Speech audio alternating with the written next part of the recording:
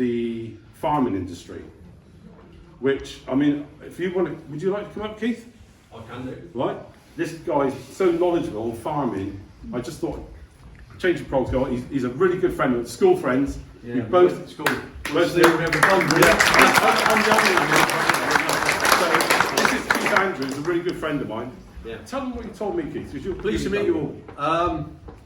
Basically, I'm linked to farming big time with all my mates. I'm actually a game farmer. I don't know if you realise what that is, but I was a gamekeeper for many, many years, and then I ended up working for myself and becoming a game farmer, supplying pheasants, partridges, and to all the local shoots. Jolly good job. We then, well, yeah, not for a minute, because we are being hit constantly around the back door. All right, farming is going down our way. I'm not from up here, so I don't see how it goes up here, but we are being hit really badly. If half of you people knew what was going on in the farming industry, knew where you was getting your products from, you would need it no more. Simple as that. British farmers, best farmers in the world. We follow every rule and regulation there is to supply you with the best products we can. We're governed or ruled by Tesco's, Sainsbury's, puts quotas on us that we can't cut broccoli today because they only want 18 crates. So we stand by and watch a broccoli field grow. When years ago we used to cut that broccoli, we used to give it you in 12s right up through to 2s. 2 would end up being a big broccoli like that. We cut the whole field because if somebody had a big family, you would take a big broccoli. If somebody had a small family, you would take a small one. Today in the supermarkets, I'm afraid, we get a metal ring like that supplied to us, which is attached to the back of for the guys to sort out. Now we cut that many broccoli, we know what we're looking at, so we cut them and leave the rest behind. Plough them in, because they don't want them, okay? When they're in the back there, if they decide it doesn't go through the ring, it gets slung out the back. And when we finish, we plough all this food in. Okay? All right? The next thing I'm going to tell you is unreal, because now we've been offered £2,500 to join a scheme for 3 years, and we don't supply you any food. Now listen to that. We're going to go hungry. I am going to plough a field. I'm going to put spring barley in. I'm going to get £440 off the government per acre, okay? That when it comes to crop size, leave it rot in the ground. So I don't get no straw for the cattle. You don't get nothing for your bread, for everything we make, okay? But I can also plant bee mix, which is for birds and bees. I can plant wild bird seed, which is for wild birds. I can also be paid to buy a ton of wild bird seed like anybody puts in their garden for the birds and drool it out on the ground once a week. I can get paid for that. Now my accountant says do it, because in doing that I've not got to buy fertiliser, which since the Ukraine war it's gone from £250 an acre to £1,000 a tonne. So in order to fertilise your food, I've got to buy fertiliser at £1,000 a tonne. It's come down a little bit in sometimes and it goes up a little bit. But that's basically where we are. So I now got a crop that I don't have to spray. I don't have to send nobody out there with a tractor. I don't have to fertilise it. But I can just leave it in the ground and let it roll. And pick up my £440 an acre and go all over it again. And the government is giving me £2,500 for the next 3 years to do that. Wow. And I'm not the only one. Yeah, why? Now I'm going to tell you the other side. This is dairy. They come in our land. Right, I'm not going to mention my mate's name, but that's a 500-acre farm. Okay? They've walked in on his land where he's had dairy for 75 years. His family owns it, They don't owe nobody nothing. They've come in the back door and told Mark that your ground is now needed for SSI ground. That's ground of scientific interest. He can't plough it, he can't cut the grass, he can't spread manure, he can't trim the edges, he can't touch it. Just left. Left. And he's, in the next 2 years, that guy and his family are out of work. That whole dairy herd of 700 cattle won't be supplying you with it. Well, actually, they have the creamiest milk, so they supply rodders. Rodders are pulling their hair out because they don't know where they're going to get, because there's 7 of them, 6 or 7 of them, that are going. They'll be gone. Get a phone call from one of my farmer mates in Northern Ireland who tells me their dairy's going and they're having imported powdered milk from India. Wow. Right? And you'll see it on the telly because they are creating havoc out there with the customs of excise. They don't want it, they're chucking it away. Where are we? What's the other thing with dairy? So they're like I say, that's what they're having to put with. Here in the UK, we've actually got some really big dairy farmers. Okay? They're organic dairy farmers. And you don't drink a cent of it. You don't drink any of it. Do you know where it gets sent? America. America pays them 60 pence a litre for that milk. All right?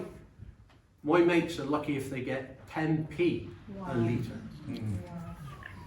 And then you get a lorry come in. Once again, these big Wiseman dairies are all just big players in a big picture. Wiseman Dairies comes in with an articulated vehicle, pulls up, and if my mate can't fill that, he's docked a further 5p a litre. If he fills it, that's all well and good. But like his wife said to me, we've lost more 5p's this year than we have gained. So they are now thinking about, that's their whole family. He's got 3 sons, the whole lot on that farm, just got nothing they can do. So, well, this is an unbelievable thing. If I could just say something. Yeah. Firstly, thank you. Yeah, for sharing. Absolutely. My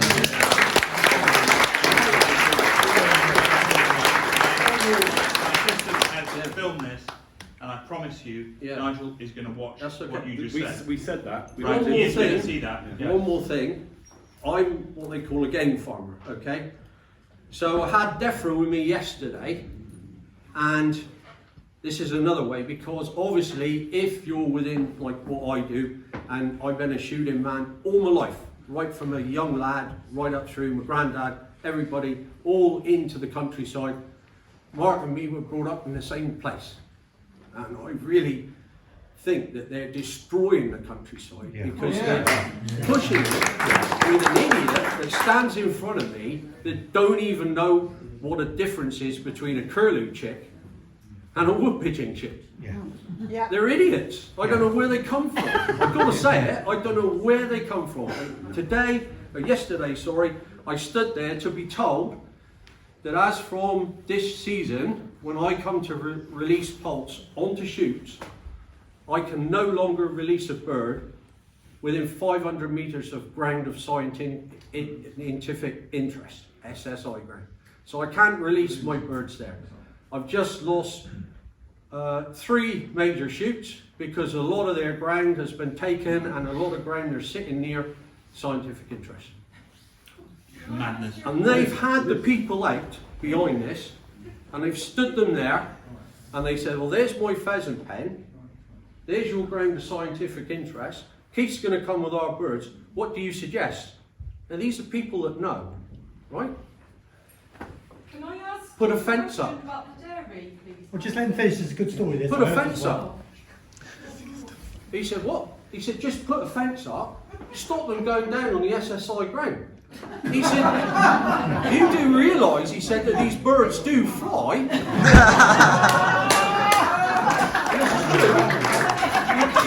You can't make it up, can you? No, you can't. And so anyway, so he said, you do realise these birds fly? Oh yeah.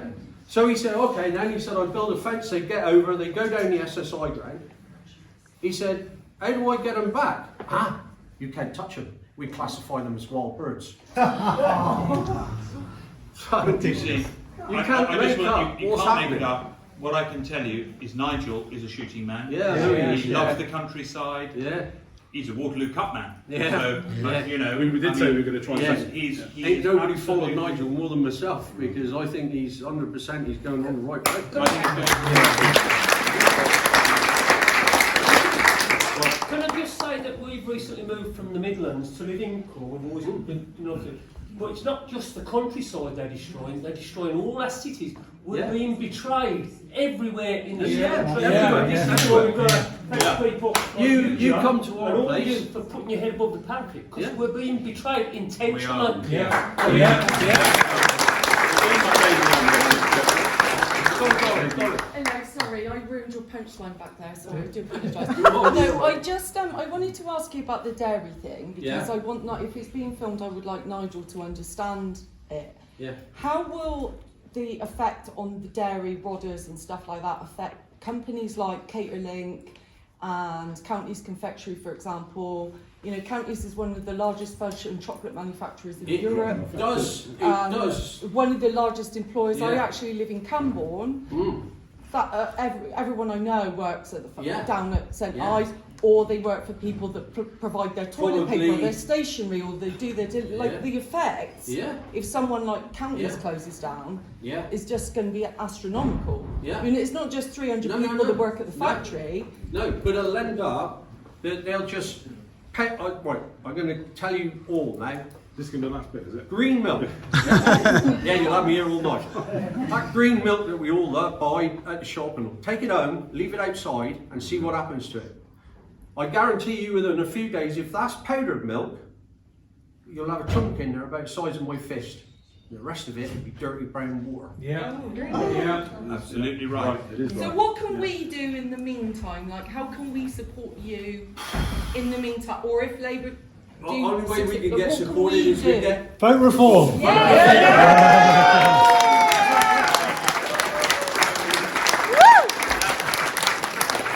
That's the only way. Well, we will, but Yeah. if the worst happens, Yeah.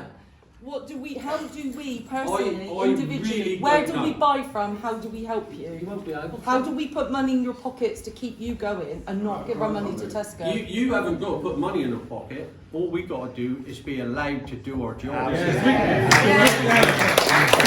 be self-sufficient, especially where we are in Cornwall. Yeah. With you're rich in Yeah. farmland, we should be self-sufficient. But we we're should be losing it. importing. Campbell's changed in We like should not 4 be years. importing Yeah. fruit and vegetable from abroad, and we Yeah. should be self-sufficient. They're doing that on No. purpose. I'll tell you one more good one.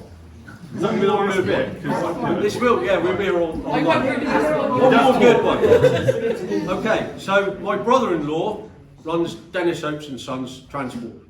Okay, he picks up fish from Newlyn, which is usually shellfish. He drives to France or Spain with it, because apparently we don't eat a lot of shellfish in the UK. Once they get out there, he gets a phone call, and again I won't say, but we got 2 big packing houses, what we call packing houses. That's where your broccoli and cabbage and all gets packed, and it has a lovely Cornish stamp on it. Okay? So Dennis's lorries are now out in France or Spain. He'll get a phone call, because if he realises here in the UK we can't grow broccoli and we can't grow all year round. There's only, certain years ago, certain things were in your shops that we grew that year. You know? So he gets a phone call. Can you send your lorries in to a farm in Spain, pick up cabbage, broccoli, or whatever, and bring it back to this packing house? Providing it goes through that packing house, and I'll tell you one more before I go.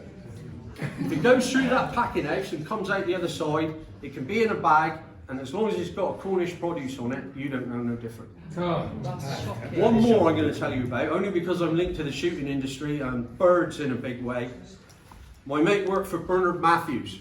Bernard Matthews turkey roast? Yeah. Beautiful. Beautiful. But what you don't realise is, that's Bernard Matthews, where he lives today. That's all he's got. He's dead and gone, by the way, anyway.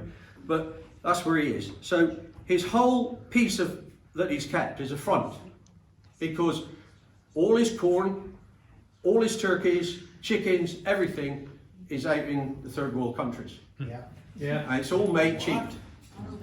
Providing they're slaughtered and hanging in the feather, they bring them to England, and providing they go through that shed, they come out the other side with Bernard Matthews' beautiful turkey roast on. Wow. Wow. Shocking.